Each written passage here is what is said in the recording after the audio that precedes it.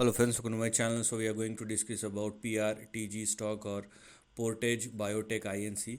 Now here we are talking about a biotech stock, and these kind of stocks are extremely sensitive to news. So apart from fundamental and technical risk, there is called news risk, because if things goes wrong because of bad news, you will see a big crack by more than 50, 70 or even 80, 90%. So this is the kind of risk which this kind of stock or this particular stock possess.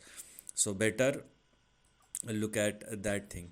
Now before going any further, there is a possibility of a potential breakout. That's the reason why we are looking at this particular stock.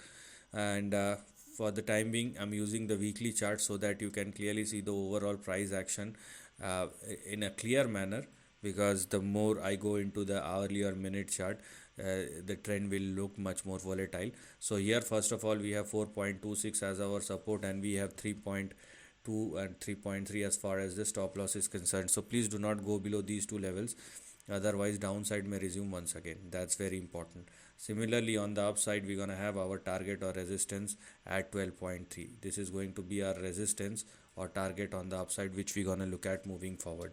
As I was talking about the potential breakout, so for that to happen, the stock must surpass and sustain above 12.3. Right now this highlighted section is active, and that's what you need to look at.